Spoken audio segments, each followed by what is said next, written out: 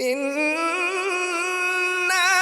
نحن نزلنا الذكر وإنا له لحافظون۔ بسم اللہ الرحمن الرحیم۔ السلام علیکم ورحمۃ اللہ وبرکاتہ۔ ناظرین کرام، آپ کو پروگرام بزم قرآن میں خوش آمدید کہتے ہیں اور میں ہوں آپ کا میزبان حافظ سعد الرحمن۔ ناظرین کرام، آج کا پروگرام جو ہے وہ علوم قرآن کی سیریز میں سے ایک پروگرام ہے۔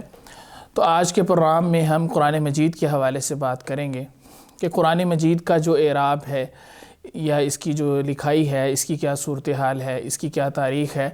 کیا یہ نبی صلی اللہ علیہ وسلم کے دور سے ہی ایسے موجود ہے یا بعد میں اس پہ مختلف ادوار میں مختلف مراحل میں کام ہو کر یہ آج ہمارے سامنے اس صورت میں موجود ہے، اور کیا یہ جو اعراب ہے یہ ہر جگہ ہر مصحف میں ایک جیسا ہے یا مختلف مصاحف میں مختلف علاقوں میں یہ اعراب جو ہے وہ مختلف ہے، اس کی مختلف صورتیں ہیں۔ تو اس موضوع پر بات کرنے کے لیے ہمارے آج معزز مہمان جناب قاری محمد مصطفیٰ راسخ صاحب ہمارے سامنے موجود ہیں، جن سے ہم اس موضوع پر بات کریں گے اور آپ کے سامنے اس کی تفصیلات رکھیں گے۔ جی قاری صاحب، سب سے پہلے یہ بتلائیے گا کہ یہ جو قرآن مجید کا اعراب ہے، اس کی جو آج صورت موجود ہے زبر زیر پیش کی، یہ اسی طرح نبی صلی اللہ علیہ وسلم کے دور سے اسی طرح ہے، نبی صلی اللہ علیہ وسلم نے لکھوایا اس طرح اس کو یہ صورت جو ہے وہ دلوائی، یا یہ بعد میں یہ کام ہوا ہے جو آج ہمارے سامنے یہ صورت موجود ہے؟ بسم اللہ الرحمن الرحیم۔ یہ آپ نے بہت اہم سوال کیا ہے کہ اس وقت مصاحف کی جو صورت یا شکل ہمارے سامنے موجود ہے، جس میں اعراب لگا ہوا ہے، زبر زیر پیش شد مد جزم، تو کیا یہ اللہ کے نبی کے دور میں موجود تھا یا نہیں تھا؟ تو اصل میں اللہ کے نبی صلی اللہ علیہ وسلم کے دور میں قرآن مجید کو لکھا تو جاتا تھا مختلف تختیوں پر، کھجور کے پتوں پر، اسی طرح ہڈیوں پر یا لکڑیوں پر، تو لیکن اس وقت صرف رسم تھا، ایک ہے رسم اور ایک ہے ضبط۔ آج کی ہماری جو گفتگو ہے وہ ضبط کے حوالے سے ہے، یعنی اعراب کے حوالے سے ہے، زبر زیر پیش اور جزم کے حوالے سے ہے۔ یعنی زبر زیر پیش کو ضبط کہتے ہیں؟ اس کو ضبط کہتے ہیں، اور جو درمیان میں لکیر ہوتی ہے، جو لفظ لکھا ہوتا ہے، اس کو رسم کہتے ہیں۔ مثال کے طور پر مالکی ہے، تو مالکی میں اس کے اوپر جو کھڑا زبر ہے یا زبر کے ساتھ احلاقی الف ہے، اس کے لام کے نیچے زیر ہے، کاف کے نیچے زیر ہے،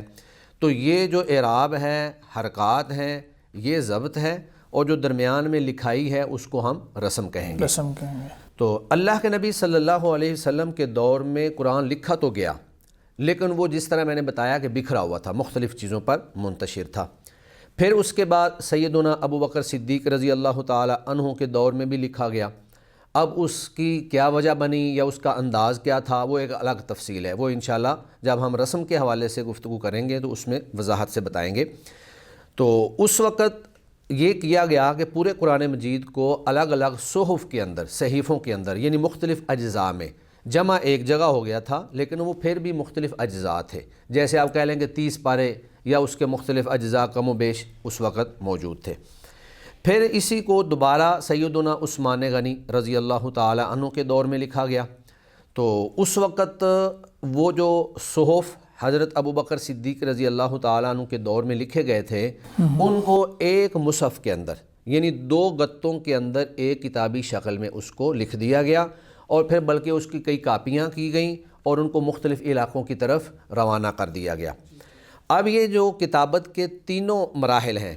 عہد نبوی، عہد صدیقی اور سیدنا عثمان رضی اللہ تعالی عنہ کا عہد، ان تینوں زمانوں میں یہ مصاحف یا قرآن مجید ضبط یعنی اعراب اور حرکات اور نقطوں سے خالی تھا۔ ان تینوں زمانوں میں، نہ اللہ کے نبی کے دور میں، نہ حضرت ابو بکر صدیق کے دور میں، اور نہ ہی سیدنا عثمان غنی رضی اللہ تعالیٰ عنہ کے دور میں، نہ زبریں زیریں لگائی گئی تھیں اور نہ ہی نقطے لگائے گئے تھے۔ یعنی آج ہم یہ جو نقطے دیکھتے ہیں، با کے نیچے ایک نقطہ ہے، تا کے اوپر 2 نقطے ہیں، یہ نقطے بھی موجود نہیں تھے۔ تو یہ تینوں مراحل جو ہیں یہ اعراب سے خالی تھے، نقطوں سے خالی تھے، حرکات سے خالی تھے، حتیٰ کہ اسی طرح ہی قرآن مجید آگے لکھے لکھاتے جاتے رہے، انہی سے لوگوں نے کاپیاں کیں، چلتے رہے، حتیٰ کہ عبد الملک بن مروان اس کا دور آ گیا۔ آپ کچھ کہنا چاہتے ہیں؟ میں یہ آپ سے پوچھنا چاہ رہا تھا کہ جب یہ موجود نہیں تھے، نقطے موجود نہیں تھے، اعراب موجود نہیں تھا، زبر زیر پیش، تو لوگ پھر پڑھتے کہتے تھے اگر آج ہمارے سامنے بغیر نقطوں کے یا بغیر اعراب کے رکھ دیا جائے تو ہمارے لیے تو پڑھنا محال ہو جائے گا۔ جی آپ کا سوال بالکل بجا ہے، چونکہ اس وقت قرآن مجید کی حفاظت کا جو بنیادی ذریعہ تھا وہ حفظ فی الصدور تھا، کتابت تو ایک متبادل کے طور پر موجود تھی، اور پھر وہ اہل زبان تھے۔ تو جس طرح ہم اردو بغیر اعراب کے پڑھ لیتے ہیں، اردو کے اوپر ہم زبریں زیریں نہیں لگاتے ہیں، حرکات نہیں لگاتے ہیں، وہ اہل زبان تھے، اور پھر وہ باقاعدہ اساتذہ سے پڑھتے تھے، اللہ کے نبی سے انہوں نے پڑھا، صحابہ سے پڑھا، اور اسی انداز میں یہ آگے جو ہے تعلیم و تعلم کا جو سلسلہ ہے وہ جاری رہا۔ تو اہل زبان ہونے کی وجہ سے ان کو نقطوں اور حرکات کے بغیر پڑھنے میں کوئی مشکل پیش نہیں آتی تھی۔ صحیح۔ تو آگے چل کر جب یہ نقطے اور اعراب لگائے گئے اور حرکات لگائی گئیں تو اس کی وجہ بھی یہ تھی کہ جب اہل عرب کا اہل عجم کے ساتھ اختلاط ہوا تو پھر ایک واقعات پیش آئے، جس طرح کہ میں آگے انشاءاللہ ان کو بیان کروں گا۔ اللہ کے نبی صلی اللہ علیہ وسلم کے دور سے لے کر امیر معاویہ رضی اللہ تعالی عنہ کے دور تک جو ہے یہ قرآن مجید اسی طرح بغیر اعراب کے اور بغیر حرکات کے ہی پڑھا جاتا رہا اور لکھا جاتا رہا، حتیٰ کہ امیر معاویہ رضی اللہ تعالی عنہ کا جب دور آیا تو انہوں نے بصرہ کے جو گورنر تھے زیاد بن ابو زیاد، ان کو کہا کہ آپ اپنے بیٹے کو میرے پاس بھیجو۔ تو انہوں نے اپنے بیٹے کو سیدنا امیر معاویہ رضی اللہ تعالی عنہ کے پاس بھیجا۔ جب وہ وہاں پر گیا تو گفتگو کی تو انہوں نے محسوس کیا کہ وہ گفتگو کے اندر بہت ساری غلطیاں جو ہے وہ کر رہا ہے۔ تو انہوں نے زیاد سے کہا کہ آپ اس طرح کریں کہ کسی ماہر عالم کو اور کسی ماہر فن کو لے کر جو ہے آپ عربی زبان کی درستگی کروائیں اور قرآن مجید کے اعراب لگوا دیں، تاکہ جو اجمی لوگ ہیں وہ قرآن مجید کو غلط نہ پڑھیں اور اس کے اندر کوئی ایسا بگاڑ پیدا نہ ہو جائے جو معانی کے اور اللہ کے تقاضوں کے اور اللہ رب العزت کی مصلحت کے خلاف ہو۔ تو اس دور میں ابو الاسود الدؤلی یہ بہت بڑے ماہر فن تھے، علم النحو کے بہت بڑے ماہر تھے۔ تو زیاد نے ان کو بلایا اور ان کو بتایا کہ آپ اس طرح کریں قرآن مجید کا اعراب لگا دیں تاکہ لوگ جو ہے اس کے مطابق قرآن مجید کی تلاوت کریں۔ انہوں نے ابو الاسود کو بلایا تو ابو الاسود نے پہلے تو انکار کر دیا۔ انہوں نے کہا کہ جو کام اللہ کے نبی کے دور میں نہیں ہوا، سیدنا ابوبکر صدیق کے دور میں نہیں ہوا، سیدنا عثمان کے دور میں نہیں ہوا، میں وہ کام کیوں کروں؟ شاید ہو سکتا ہے وہ کام میرے لیے صحیح نہ ہو، ممکن ہے یہ قرآن مجید پر ایک اضافہ ہو اور زیادتی ہو اور کہیں ہم نیکی کرنے کے چکر میں گناہ نہ کر بیٹھیں۔ تو پہلے تو انہوں نے انکار کر دیا۔ اب زیاد نے ایک ترکیب سوچی۔ انہوں نے ایسے کیا کہ ابو الاسود جس رستے سے گزرتے تھے وہاں پر ایک آدمی کو بٹھا دیا اور اس کو کہا کہ جب ابو الاسود وہاں سے گزریں تو آپ نے قرآن مجید کی غلط تلاوت کرنی ہے، تاکہ ان کو یہ احساس ہو کہ اجمی لوگ جو ہیں وہ اعراب کے بغیر قرآن مجید کی تلاوت نہیں کر سکتے ہیں، یہ عربی لوگ ہی کر سکتے ہیں کیونکہ وہ اہل زبان ہیں۔ تو جب ابو الاسود وہاں سے گزرے تو انہوں نے قرآن مجید کی جو آیت ہے سورہ توبہ کی، ان اللہ بریء من المشرکین ورسولہ، اس کو انہوں نے پڑھا ان اللہ بریء من المشرکین ورسولہ، لام کے زیر کے ساتھ پڑھ دیا۔ تو اب یہ اگر اس کو لام کے زیر سے پڑھ دیا جائے تو یہ مشرکین پر عطف پڑ جاتا ہے، اس کا ترجمہ نعوذ باللہ یہ بنتا ہے کہ اللہ رب العزت مشرکین سے بھی بری ہیں اور اپنے رسول سے بھی نعوذ باللہ بری ہیں۔ تو ابو الاسود نے جب یہ سنا تو چونک اٹھے اور کہا کہ معاذ اللہ، اللہ تعالیٰ کیسے اپنے رسول سے بری و ذمہ ہو سکتے ہیں۔ فوراً جو ہے وہ زیاد کے پاس پہنچے اور کہا کہ وہ جو آپ مجھے کہہ رہے تھے کہ میں کام کروں، میں وہ کام کرنے کے لیے تیار ہوں۔ چنانچہ انہوں نے قبیلہ قریش یا قبیلہ عبد القیس کے 30 جو منتخب لوگ تھے، جو ماہر اور ذہین قسم کے لوگ تھے، ان کو بلایا اور ان سے ایک منتخب آدمی کرنا تھا کہ جو ان میں سے سب سے زیادہ ماہر ہوگا میں اس کو منتخب کر لوں گا۔ تو 30 آدمیوں سے ایک آدمی انہوں نے منتخب کر لیا اور اس کو اپنے سامنے بٹھا لیا اور اس کو کہا کہ میں پڑھتا جاتا ہوں، آپ قرآن مجید کے اوپر اعراب لگاتے جائیں۔ اب جو اس وقت اعراب کی شکل تھی وہ ہمارے موجودہ اعراب جیسی نہیں تھی۔ اس وقت جو زبر تھی وہ گول دائرہ تھا، زیر بھی گول دائرہ تھا اور پیش بھی گول دائرہ تھا، اور انہوں نے یہ دائرے قرآن مجید کا جو رسم تھا وہ کالے رنگ میں تھا، تو رسم سے الگ روشنائی لے کر، یعنی آپ کہہ لیں کہ سرخ رنگ لے کر انہوں نے یہ دائرے لگائے۔ ٹھیک ہے۔ تو انہوں نے پھر اس بندے سے کہا جس کو انہوں نے منتخب کیا تھا 30 بندوں میں سے، انہوں نے کہا کہ جب میں ہونٹ کھولوں یعنی اذا فتحت شفتیہ، جب میں اپنے ہونٹ کھولوں فنقد فوق الحرف، تو حرف جو ہے اس کے اوپر آپ نے گول نقطہ لگا دینا ہے سرخ رنگ کا، جو اس بات پر دلالت کرے گا کہ یہ زبر ہے۔ زبر ہے۔ ہمارے ہاں اب اصطلاح میں ہم اردو میں اس کو زبر کہتے ہیں، اور ان کی زبان میں جب انہوں نے فتحت کا لفظ بولا تو اس کا نام فتح پڑ گیا، چونکہ جب فتح کو پڑھا جاتا ہے تو عموماً منہ کھولا جاتا ہے، آپ پڑھیں با تو منہ کھولا جا رہا ہے، اسی سے اس کا نام عربی زبان میں فتح اس کو کہا جاتا ہے۔ پھر انہوں نے کہا کہ جب میں وَإِذَا خَفَضْتُ شَفَتَيَّ فَانْقُضْ تَحْتَ الْحَرْفِ، اور جب میں اپنے ہونٹوں کو جھکاؤں تو پھر آپ نے حرف کے نیچے گول دائرہ لگا دینا ہے، نقطہ لگا دینا ہے، وہ بھی بالکل اسی طرح کا ہی ہوتا تھا، سرخ رنگ کا گول دائرہ۔ اور جب میں فَإِذَا زَمَمْتُ شَفَتَيَّ فَانْقُضْ أَمَامَ الْحَرْفِ، جب میں اپنے ہونٹوں کو گول کروں یعنی ضمہ پڑھوں، آپ کہہ لیں اس کو پیش پڑھوں، تو آپ حرف کے سامنے نقطہ لگا دینا۔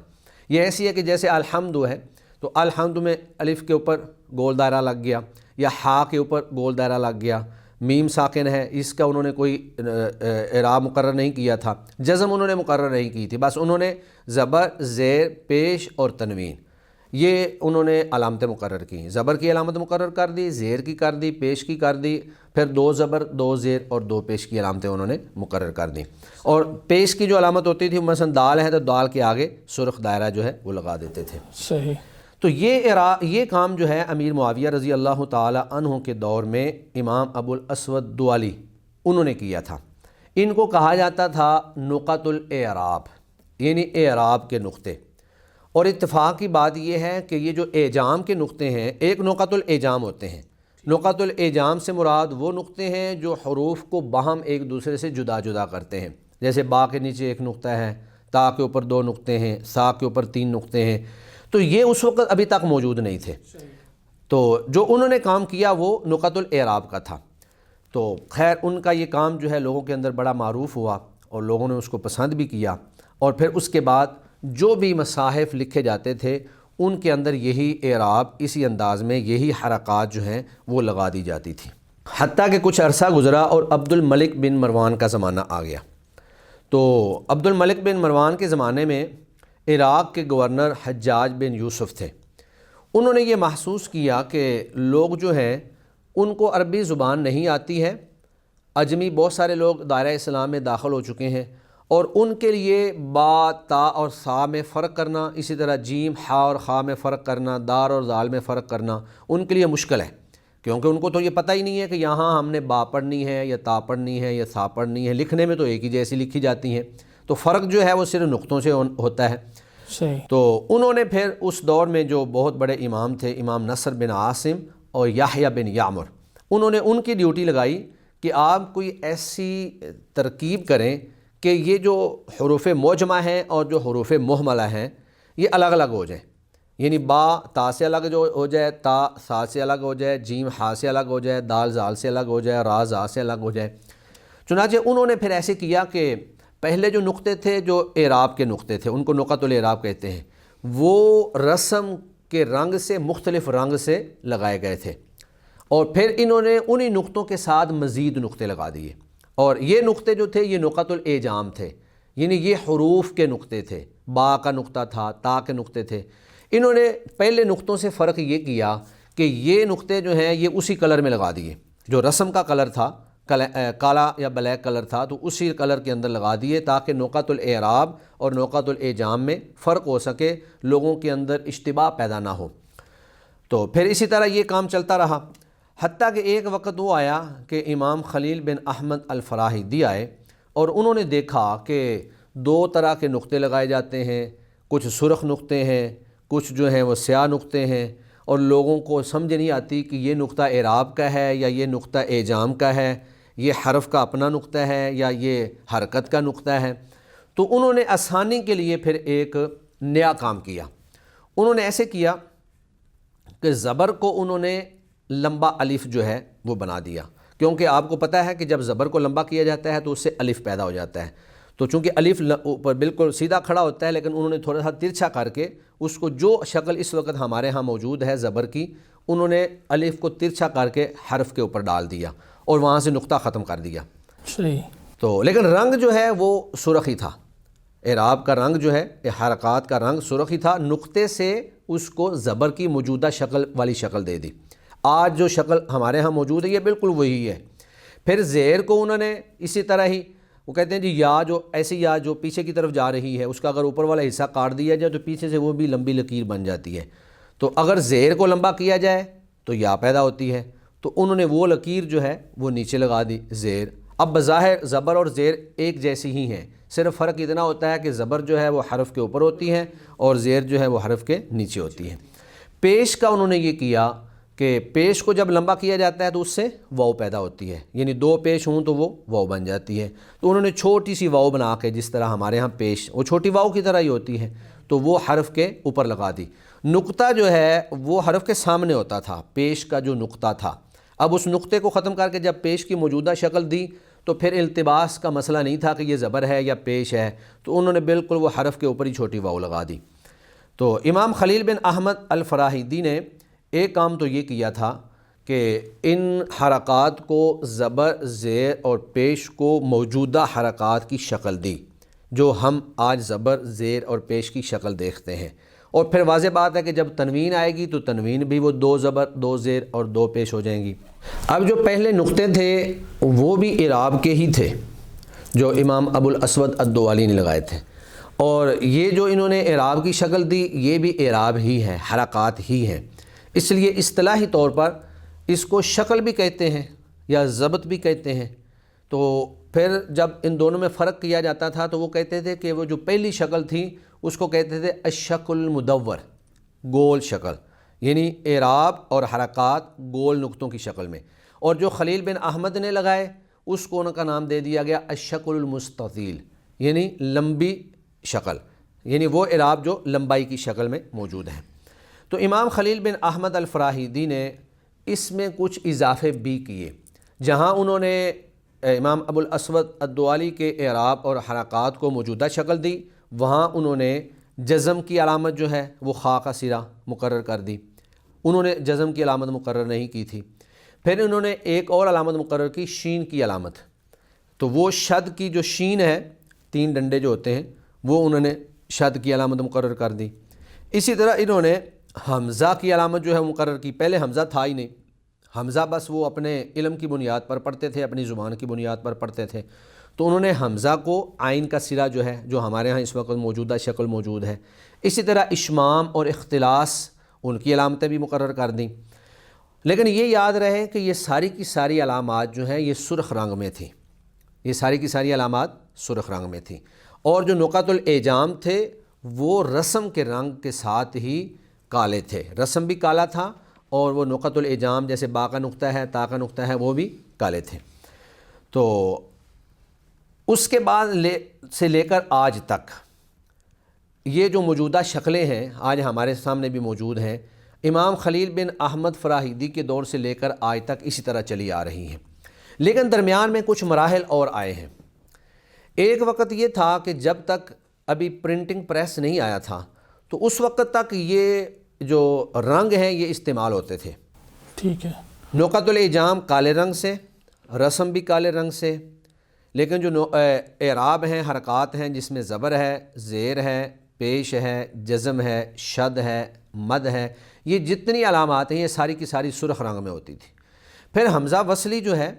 وہ گول دائرہ سبز، اس سبز رنگ میں ہوتا تھا، حمزہ قطعی جو ہے وہ زرد رنگ میں لکھا جاتا تھا۔ تو جب شروع میں پرنٹنگ پریس آیا تو ابتدا میں یہ پرنٹنگ پریس جو ہے یہ بلیک اینڈ وائٹ تھا، اس کے اندر کلر سکیمیں نہیں تھیں۔ تو جب پرنٹنگ پریس میں قرآن مجید چھپنا شروع ہوا، اب واضح بات ہے کتابت سے، ہاتھ سے کتابت تو ایک مشکل کام ہے، اور ایک ایک کاتب جو ہے وہ ایک ایک نسخے پہ کئی مہینے لگا دیتا تھا، لیکن پرنٹنگ پریس میں تو ایک دن کے اندر آپ ہزاروں نسخے جو ہیں وہ چھاپ سکتے ہیں، طبع کر سکتے ہیں۔ تو پرنٹنگ پریس کے آنے پر انہوں نے ایسے کیا کہ جتنی علامتیں تھیں ہر چیز کو انہوں نے سیاہ کر دیا۔ اب علامات تو واضح تھیں، کوئی اس میں اشتباہ والی بات نہیں تھی، زبر بھی واضح ہے، زیر بھی واضح ہے، پیش بھی واضح ہے، نقطے بھی واضح ہیں۔ تو پرنٹنگ پریس کے دور میں آ کر ساری کی ساری علامات جو ہیں ان کو کالا کر دیا گیا، بلیک کر دیا گیا، اور پھر جب تک کلر پرنٹر نہیں آ گئے، کلر پرنٹنگ پریس نہیں آ گئے، تب تک یہ اسی انداز میں ہی چلتا رہا۔ صحیح۔ اور یہ آپ کہہ لیں کہ آج سے کوئی 1 صدی پہلے کی بات ہے جب بلیک اینڈ وائٹ جو ہے وہ پرنٹنگ پریس آیا تھا۔ اب جب کلر آ گئے ہیں تو اب لوگوں نے اس چیز کی ضرورت ہی محسوس نہیں کی کہ ہم اس کو دوبارہ جو ہے وہ کلر کے انداز میں چھاپیں۔ کلر کے انداز میں چھاپنے کی ضرورت نہ ہونے کی وجہ سے آج بھی مصحف جو ہے وہ بلیک کلر میں ہی چھپتے ہیں۔ نقط الاعراب ہوں یا نقط الاعجام ہوں، ابو الاسود دوالی والا کام ہو یا خلیل بن احمد الفراہیدی کا کام ہو یا نصر بن عاصم اور یحییٰ بن یامر کا کام ہو، یہ جتنی بھی خدمات ہیں یہ ساری کی ساری اب بلیک کلر میں چھپتی ہیں، اور اب لوگوں کے سامنے ہر چیز واضح ہے۔ بلکہ اب صورتحال یہ ہے کہ یہ جو نقط الاعجام تھے وہ اب حروف کا حصہ بن گئے ہیں۔ لوگ با کو بغیر نقطے کے سمجھتے ہی نہیں ہیں، تا کو بغیر 2 نقطوں کے سمجھتے ہی نہیں ہیں، گویا کہ یہ اب رسم بن چکا ہے، اور جو باقی اعراب ہے وہ سارا اب ضبط بن چکا ہے۔ آج کے دور میں اس وقت بعض مصاحف وہ کلر چھپتے ضرور ہیں، لیکن وہ نقط الاعراب یا نقط الاعجام یا ضبط کو الگ کلر میں چھاپنے کے اعتبار سے نہیں چھپتے ہیں۔ ان کو آپ کہہ لیں کہ وہ تجویدی مصاحف ہیں، جی قلقلہ جہاں پہ ہوگا وہاں پہ فلاں رنگ لکھا ہوگا، جہاں پہ غنہ ہو رہا ہوگا وہاں پہ فلاں جو ہے رنگ ہوگا، جہاں پہ حروف کو موٹا کرنا ہے وہاں پہ فلاں رنگ ہوگا۔ تو اب وہ تجویدی مصاحف چھپ رہے ہیں۔ ابھی تک دنیا کے اندر کوئی ایسا مصحف نہیں ہے جو سابقہ جو کتابت تھی، اسلاف کی جو کتابت تھی یا جو اصول ضبط تھے جس کا پر انہوں نے لکھا تھا، اب کوئی مصحف ایسا نہیں چھپ رہا ہے۔ صحیح۔ قاری صاحب آپ نے پوری تفصیل ذکر کی کہ کیسے کن کن مراحل سے گزر کے یہ اعراب کا جو کام ہے وہ ہوا۔ تو نبی صلی اللہ علیہ وسلم کے دور میں چونکہ یہ کام نہیں ہوا تھا، بعد میں ہوا ہے، تو پھر یہ کام توقیفی نہ ہوا، تو پھر اس میں اگر کوئی آج کوئی تبدیلی کرنا چاہے تو اپنی مرضی سے کوئی تبدیلی کر سکتا ہے اس میں؟ جی رسم جو ہے وہ توقیفی ہے، اس میں تو آپ تبدیلی نہیں کر سکتے۔ رسم کے بارے میں اہل علم کے 2 موقف ہیں کہ یہ یا تو توقیفی ہے، اور اگر توقیفی نہیں بھی ہے تو بھی اب اس میں تبدیلی جائز نہیں ہے، یعنی ہر 2 صورت میں تبدیلی کی کوئی بھی اجازت نہیں دیتا ہے۔ تو یہ علم الضبط جو ہے یہ اجتہادی ہے۔ اب دیکھیں میں نے جس طرح تاریخ میں بتایا کہ اللہ کے نبی کے دور میں یا عہد عثمانی میں یا عہد صدیقی میں نہیں تھا، یہ بعد میں اس کو تیار کیا گیا، تو یہ اجتہادی ہے۔ اگر آج بھی کوئی شخص یہ سمجھتا ہے کہ ہم اس سے بہتر کوئی علامات مقرر کر سکتے ہیں جو قاری کے لیے آسان ہوں گی تو وہ کر سکتا ہے، اس میں کوئی حرج والی بات نہیں ہے۔ بلکہ میں آپ کو ایک خوشخبری بتا دوں کہ کلیۃ القرآن الکریم جامعہ لاہور الاسلامیہ میں ہم نے 20 روایات کے اندر 20 مصاحف تیار کیے ہیں، اور اس میں ہم نے اس ضبط کا پورا اہتمام کیا ہے کہ جتنی حرکات ہیں ان کو ہم نے سرخ رنگ دیا ہے، حمزہ وصلی کو گول دائرہ سبز اس کا رنگ دیا ہے، حمزہ قطعی کو ہم نے زرد رنگ دیا ہے، اور باقی رسم اور جو نقط الاعجام جو اب رسم کا حصہ بن چکے ہیں ان کو ہم نے کالے رنگ سے لکھا ہے، اور پھر جو علامات اوقاف ہیں وہ نیلے رنگ سے لکھی گئی ہیں۔ تو اسی لیے اس کا نام ہم نے رکھا ہے علمی المصحف العلمی، کہ یہ علمی مصاحف ہے، یعنی اس میں ضبط ہم نے وہ اختیار کیا ہے جو کہ اسلاف نے یا قرون اولیٰ میں لکھا گیا اور اس کے مطابق جو ہے اس کی کتابت کی جاتی تھی۔ صحیح۔ تو آپ نے یہ پوچھا کہ کیا آج بھی ہم کر سکتے ہیں یا ان میں کوئی فرق ہے، تو آپ دیکھیں یہ چونکہ اجتہادی چیز ہے، ہم دیکھتے ہیں کہ پاکستانی مصاحف جو ہیں یا سعودی مصاحف جو ہیں یا مغرب مراکش کے اندر چھپنے والے مصاحف میں ہیں جو ہیں اس میں بہت سارا فرق پایا جاتا ہے، تو ضبط کی بہت ساری علامات جو ہیں اس کا فرق موجود ہے۔ یعنی کہ مختلف علاقوں میں مختلف جگہوں پر لوگوں نے اپنی آسانی کے اعتبار سے اس کو جو ہے وہ جی اب دیکھیں نا، آپ پاکستانی مصاحف میں آپ دیکھیں، میں چند ایک مثالیں آپ کے سامنے پیش کر دیتا ہوں۔ پاکستانی مصاحف میں جو ہے کھڑا زبر استعمال ہوتا ہے، جیسے الحمدللہ رب العالمین، اس طرح مالک یوم الدین، تو میم کے اوپر کھڑا زبر لگایا ہوا ہے۔ جی تو ہمارے ہاں صرف کھڑے زبر سے الف جو ہے وہ پورا ہو جاتا ہے۔ عربی مصاحف جو ہیں، سعودی مصاحف جو ہیں، وہاں پر وہ پہلے زبر لگاتے ہیں اور اس کے بعد کھڑا زبر لگاتے ہیں، اگرچہ وہ اس کو کھڑا زبر نہیں کہتے، وہ اس کو کہتے ہیں یہ الحاق الف ہے، تو وہ زبر لگائیں گے اور اس کے بعد آگے کھڑا زبر لگا دیں گے، معنی وہی پورا، مطلب ادائیگی اسی انداز میں ہوتی ہے۔ اسی طرح الصلاۃ ہو یا الزکاۃ ہو یا جو بھی الفاظ ہوں۔ پھر ہمارے ہاں اور ان کے ہاں ایک بڑا فرق یہ ہے کہ ہم جو حروف مدہ ہوتے ہیں ان کے اوپر ہم جزم لگاتے ہیں، لیکن عربی مصاحف کے اندر حروف مدہ جو ہیں وہ جزم سے بالکل خالی ہیں۔ پھر ان کے ہاں لیکن ان کے ہاں یہ ہے کہ انہوں نے جو اعراب لگایا ہوا ہے وہ اسلاف کے ان ضوابط کے مطابق ہے۔ مثلا تنوین ہے، تنوین کو 2 مختلف شکلوں میں لگاتے ہیں۔ اگر تو نون تنوین کے بعد اظہار ہو رہا ہو تو پھر وہ اس کو بالکل برابر سطح پہ لگا دیتے ہیں، جیسے علیمن حکیمہ، اور اگر اخفاء یا ادغام وغیرہ ہو رہا ہے تو پھر وہ اس کو کہتے ہیں کہ ہم تھوڑا سا آگے پیچھے کر دیتے ہیں، اس کو اصطلاح میں کہتے ہیں تتابع الحرکتین، یعنی تتابع آگے پیچھے کر کے، جو اس بات پر علامت ہو کہ یہاں پر اخفاء یا ادغام ہو رہا ہے۔ اور اگر اقلاب ہو رہا ہو تو پھر وہ تنوین کی 2 زبروں کی بجائے ایک زبر لگا دیں گے اور دوسری کی جگہ چھوٹا سا میم لگا دیں گے۔ لیکن ہمارے ہاں ان چیزوں کی تفریق نہیں ہے، تقسیم نہیں ہے، ہمارے ہاں بس ایک ہی تنوین لگائی جاتی ہے، بے شک وہ اظہار ہو رہا ہو یا ادغام ہو رہا ہو یا اقلاب ہو رہا ہو۔ لیکن جو سعودی مصاحف ہیں وہ ماشاءاللہ اس اعتبار سے زیادہ گہرائی رکھتے ہیں، لیکن اس میں قاری کے لیے اور عامی آدمی کے لیے مشکلات ہوتی ہیں، وہ ان چیزوں کو نہیں سمجھ پاتا ہے۔ صحیح۔ اسی طرح ایک مد ہے، مد متصل ہوتی ہے، مد منفصل ہوتی ہے، سعودی مصاحف میں ایک ہی جیسا کی مد لگائی ہوئی گئی ہے، ہمارے ہاں مصاحف میں اس میں ذرا آسانی ہے، وہ ایک بریک مد ہوتی ہے، ایک موٹی مد ہوتی ہے، تو جب بچے کو یہ سمجھا دیا جائے کہ یہ چھوٹی مد ہے یہ بڑی مد ہے تو وہ پڑھنے میں آسانی ہو جاتی ہے۔